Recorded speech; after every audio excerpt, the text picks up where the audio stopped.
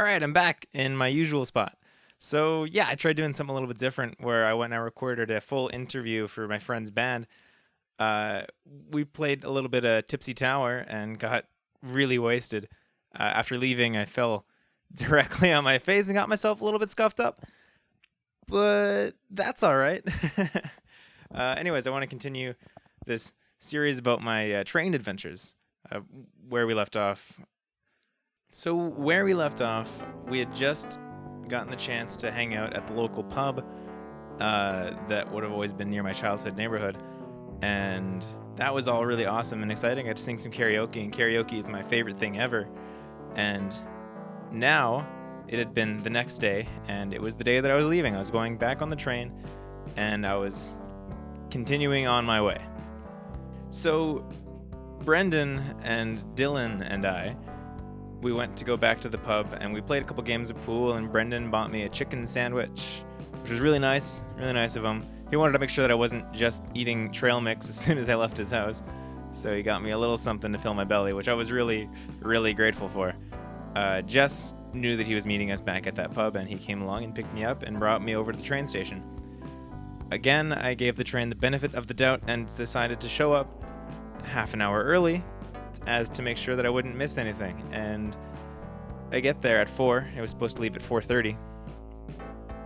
And I sit down and get myself comfortable, and Jess gave me some Reese's Pieces from military MRE, which I don't know how he got his hands on them, but you know what? Candy's candy, and I wasn't going to say no.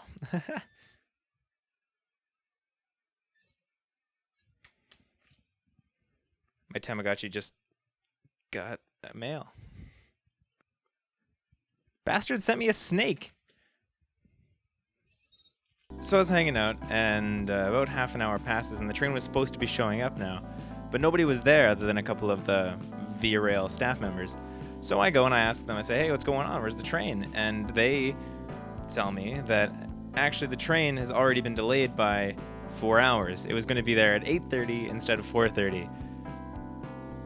So, the train station in Edmonton is kind of in the middle of nothing. There's not a whole lot to do around there, so I was just kind of going to hang tight. And I looked around the train station. It used to be an old Greyhound station, and that was a bit of a blast from the past, because Greyhound hasn't existed in Canada for a while, or in Western Canada, rather. But there was lots of signage and a lot of things to kind of remind you that Greyhound did exist at some point. So I'm hanging out, and eventually it becomes 8 o'clock, and people start coming in. And then now it's 8:30, and there's still no sign of the train. There's actually a big monitor that they have that tells you where the train is, and the train was nowhere close to getting to Edmonton. So we had to hang tight for a little bit longer, and at this point I started getting hungry, having been that I had only eaten a chicken sandwich and some Reese's Pieces earlier in the day. I was getting quite hungry. So I started digging into my trail mix, and yeah, you know what, it was a meal that I had to start getting used to, and it wasn't that bad. I happened to pick out some pretty decent trail mix, surprisingly. And yeah, just hanging out, and as the place started to fill more, I kind of talked to a couple of people, not really though, just kind of off glances about how late the train is, how that dastardly train is so late. And now it comes along to 10 o'clock, and there's still no sign of the train. In fact, the train is still so far out of town, it's ridiculous. And the security guards get bored, and they decided to do a search on everybody's bags. Just be safe, and because why not? I mean, it's not something that they usually do, but they had all this time on their hands, they may as well do it.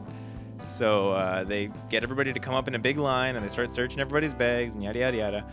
And unfortunately, I actually did have a little bit of contraband on me. I had a can of beer that I was planning on drinking on the train just to kind of ease myself into the night.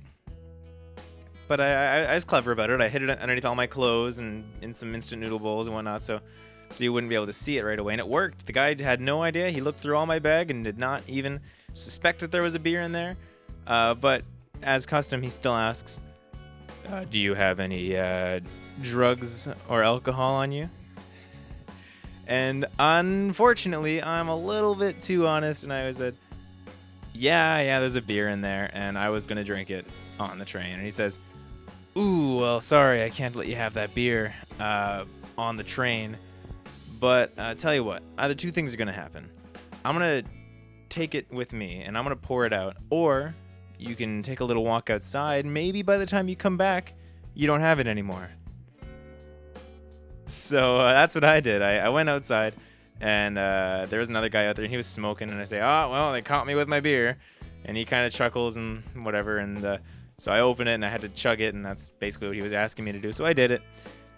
And it was all right. It was the beer. And it kind of did help me ease into sitting there because we were going to be there for a lot longer. And the guy that I was talking to outside, he tells me that he frequently takes this train between Edmonton and Ontario.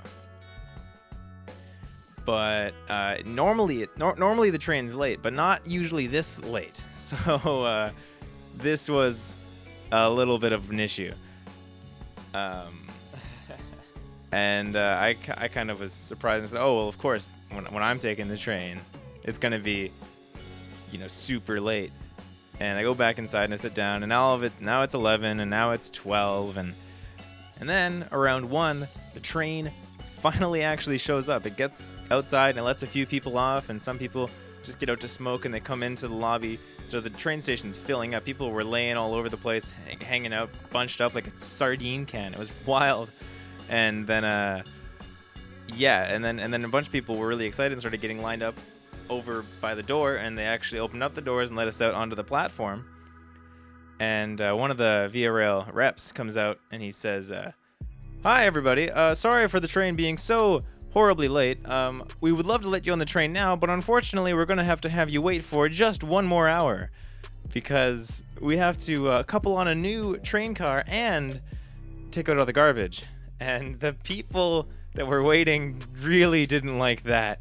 They started acting like a mob. They wanted to mow down that fence and take this guy out. And they started asking him, begging him, like, listen, we've been here for 9 hours now. It's going to be 10 hours before you let us onto the train. Are we going to get at least a free meal on the train? Like, breakfast or something, anything?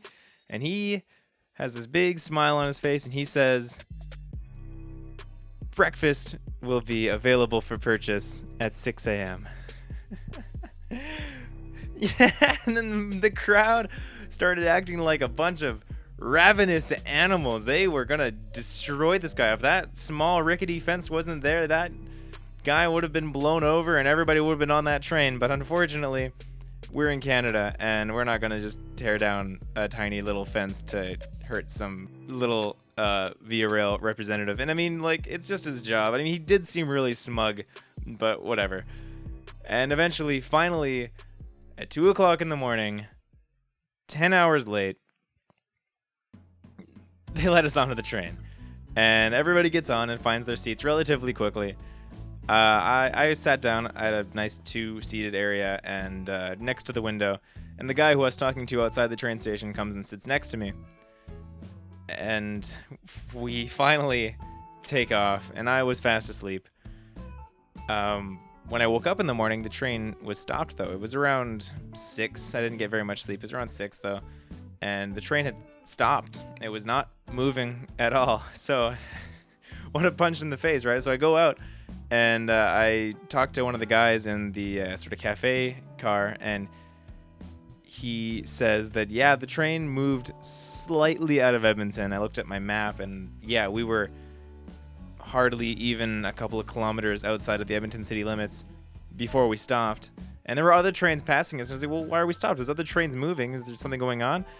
And the guy working behind the counter says, oh, yeah, see, those trains, they have engineers. This train doesn't. Because the engineers, after leaving Edmonton, just up and quit. They were way overtime, and they were done, so they left, and we were just stranded there on the railway waiting for new engineers to come and get dropped off so we could take off again. Great. And yeah, then we sat there for probably another, like, we moved for 2 hours, and then we were stopped there for another 4, and of course, right? Of course. And then, yeah.